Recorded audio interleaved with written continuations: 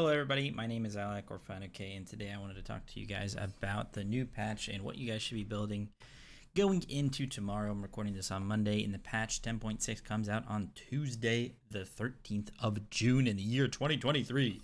But yeah, it's not like a full-on build video and showing you guys the top characters because I don't really know all of that, but I do know the meta items now, at least what I think is going to be meta. And I want you guys to get a nice head start going into the patch and know what you want to build on the tank. So it's gonna be a short but sweet video, and it should get the job done when it comes to informing you guys of what to do. So yeah, without further ado, let's just get right into it. So I'm not gonna talk about starter items. Starter items are pretty similar. Bluestone's a lot more viable now because it actually got a nice buff where it's 50 less gold, which allows you to get 4 pots. So that's something to think about when you're playing Bluestone type characters like Tyr. I'm just showing you Tyr because I think Tyr is like it's pretty standard viable god right now. Glad Shield, just a little bit extra damage, good base stats, CDR, which is nice as always, good HP 5 for lane. That's still a good item.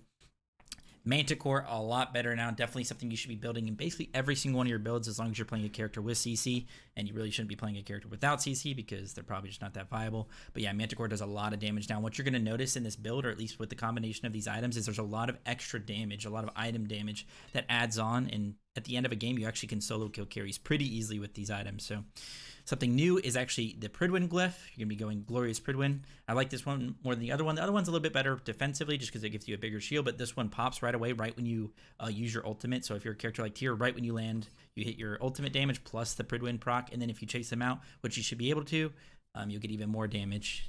So it's just a really strong glyph. I think this should be your glyph in most games, even though Heartward glyph is also a viable option just because it still gives you a ton of magical prots. And then up next, we're going to be going Binding. I really like Binding now just because it's good base stats, 35 of each prot, 200 health. But the important thing about this now is there's a lot less aura prots in the game, so the actual prot reduction is very useful. It's giving you a little bit more, like getting it a little bit closer to that true damage when you're going on their backline. They're not going to have that many prots. And the thing about it is it reduces physical and magical prots. So stuff like Pridwin, Manticore, stuff that does magical damage in the passive is actually going to get a lot more value with Binding because it's just lowering their prots. So you just do so much damage. Remember, these are all tank items right now. Another viable option in this tree is the Arc Druids. I like that a lot. You usually want to go to some characters that auto cancel a lot, or at least have auto attacks like based in their kit when it comes to late game team fights.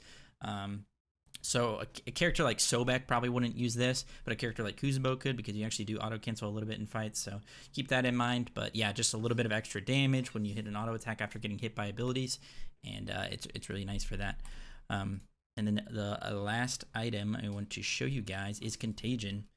Still very good because healing is still prevalent, lifesteal is still prevalent, so that anti-heal in the passive is really strong, but also just that damage that it does. I mean, it adds up, right? If people keep consistently CCing you and they group up with it, it can add up to like just one proc, if they're grouped up, can do like 300 or 400 damage just because they're hitting each other with it, right? And it also put people in combat, which is really strong for keeping people from blinking.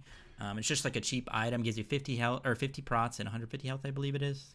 It's not showing me, but yeah, still very strong, and it's just like I said it before, it's just adding up all this damage. All 6 of these items are tank items, but they all do damage apart from Binding. That just reduces their prots, but in a way it does damage, and it helps you do damage with the rest of your items. So these are just the 6 items I wanted to show you. I think you should have 1, 2, maybe even 3 of each of these items in every single one of your builds going into the next patch. Whether you're playing a physical, a warrior, an assassin, or a guardian, and you're building tank. The only thing about guardians, obviously, is that your starter items are going to be a little bit different, but you should go conduit probably on most guardian solos, although Vamp Shroud is also an option depending on your character. If your clear is already good enough, like say you're playing like Terra, her clear is already fine, so you could probably go Vamp, but for the most part, just go conduit. And of course, like always, Breastplate of Regrowth is still viable. Heartward glyph, like I said before, if you're not going to go that Pridwin glyph, even though I do recommend going that and at least trying it out because it does so much damage and can help you dive very easily. If you're playing a physical, then Phalanx, or not a physical, but an auto attack physical, stuff like Phalanx and Berserkers are still strong. Definitely keep those in mind. And Mid Guardian's also really good right now just because it's a lot harder for ADCs to kill you in the mid game. So if you go that, it's very strong in keeping them at bay. Plus there's auto attack junglers like Erlang, Bakasur that are still viable, so Mid Guardian really counters them. But yeah, still go TP. TP's still really strong. Go Blink.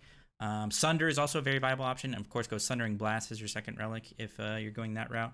But yeah, like I said, basically want to have some of these items in your build, and you're going to be feeling pretty good as a tank come tomorrow or today whenever this video is out. So yeah, that's basically all I wanted to talk to you guys about. Just a short video, 5 minutes, and hopefully you learned a thing or two. Definitely try out these items. I love you. I really do. And I'll see you in the next video. Peace out. Stay healthy. Stay safe and healthy as always. Bye, guys.